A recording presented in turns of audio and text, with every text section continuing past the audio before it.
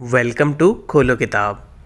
आज हम क्लास 6 की वर्कशीट नंबर 41 करेंगे इंग्लिश की, जो 8 दिसंबर को आपको दी गई है।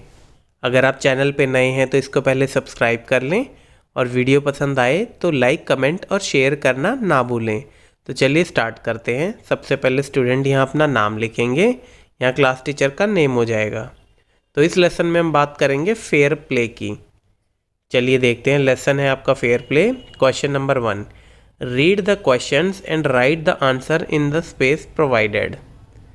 आपको क्या करना है, क्वेश्चन रीड करने हैं और यहाँ आपको आंसर नीचे जो स्पेस दिए हैं वहाँ प्रोवाइड करने हैं। अब सबसे पहले पूछ रहा है who is your best friend, आपका बेस्ट फ्रेंड कौन है। तो जो भी आपका बेस्ट फ्रेंड है उसका आप अपना यहाँ नाम लिख सकते हैं। तो जैसे मेरा बेस्ट फ्रेंड रोहित है तो मैंने लिख दिया रोहित।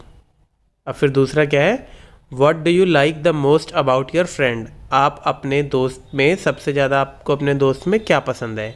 तो किसी को उसका नेचर पसंद होगा, किसी को सॉफ्ट स्पोकन पसंद होगा, काफ़ी मतलब सॉफ्टली बोलता होगा, या किसी को ऐसा केयरिंग फ्रेंड होगा तो उसका नेचर आपको पसंद होगा। तो इस प्रकार से आपको कोई भी जो आपको इम्पोर्टेंट है वो लिखना है। जैसे मैं यहाँ लिख रहा हूँ, ही इज़ वेरी हेल्पफुल, वो काफ़ी हेल्पफुल है, सपोर्टिव है, सपोर्ट करता है, केयरिंग है एंड ट्रस्टवर्दी है।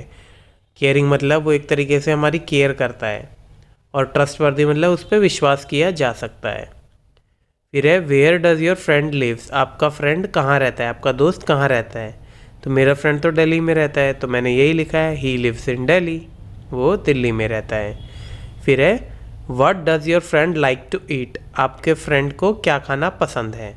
तो जो भी आपके फ्रेंड को पसंद है, किसी को छोले कुलचे पसंद है, किसी को राजमा चावल पसंद है, तो वो लिख सकते हैं। तो मेरा जो दोस्त है उसको हेल्दी फूड ही पसंद है, तो मैंने यहाँ लिख दिया he likes to eat only healthy food, वो उसको सिर्फ हेल्दी खाना ही पसंद है। नेक्स्ट है which is your friend's favourite subject, आपके फ्रेंड का फेवरेट सब्जेक्ट कौन सा है। मेरे फ्रेंड का फेवरेट सब्जेक्ट है साइंस और सोशल साइंस, तो मैं वहाँ ये लिख रहा हूँ हिज फेवरेट सब्जेक्ट इज या are science and social science. अब ये नेक्स्ट क्वेश्चन है, इसको देख लेते हैं। On the basis of your reading of the passage fill in the blanks, आपको ये पैसेज पढ़ना है और इसके बाद फिल इन द ब्लैंक्स करने हैं।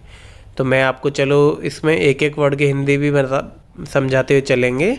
सबसे पहले है Jumman Sheikh and Algu Chaudhary were good friends, दो फ्रेंड्स थे, एक का नाम था जुम्मन शेख और दूसरे का अलगू चौधरी, वो बहुत अच्छे दोस्त थे।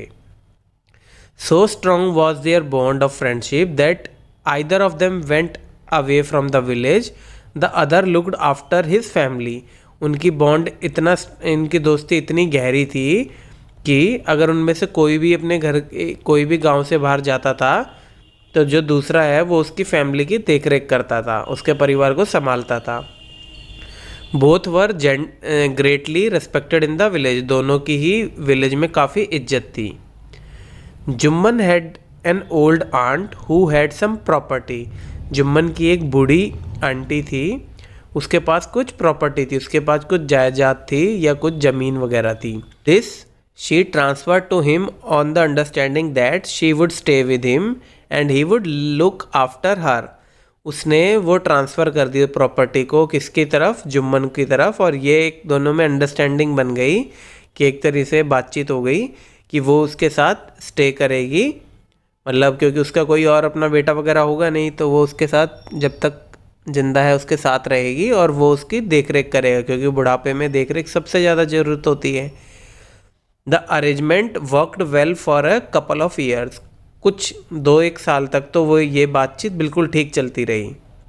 देन द सिचुएशन चेंज्ड, उसके बाद सिचुएशन चेंज हो गई। Jumman and his family were tired of the old relative, Jumman और उसके परिवार वाले उस बूढ़ी जो रिलेटिव थे उसके, उससे दुखी आ गए।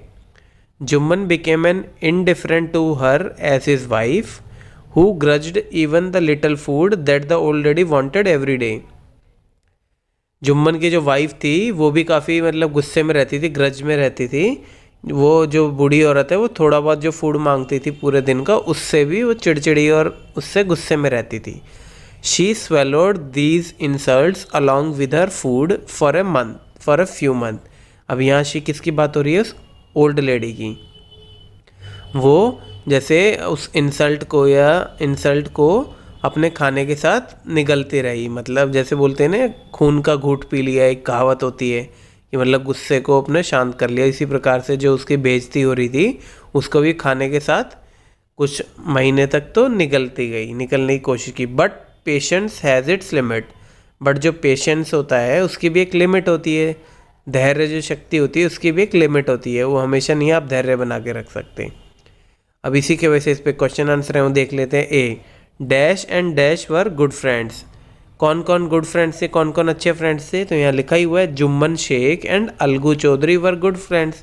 तो यहीं हम नाम लिख देंगे, जुम्मन शेख और अलगू चौधरी बहुत अच्छे दोस्त थे।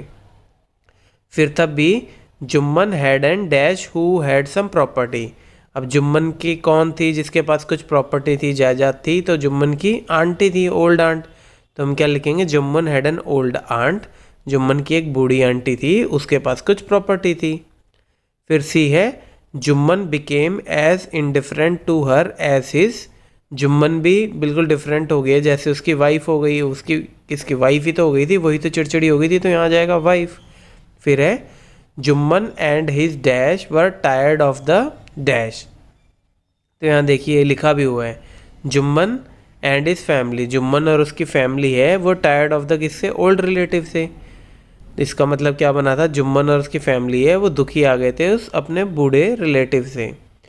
फिर है Jumman aunt swallowed the dash along with the dash for a few months. तो जुम्मन की आंटी ने अपनी इंसल्ट को खाने के साथ निगला था कुछ महीने के लिए, तो swallow the insult along with her food.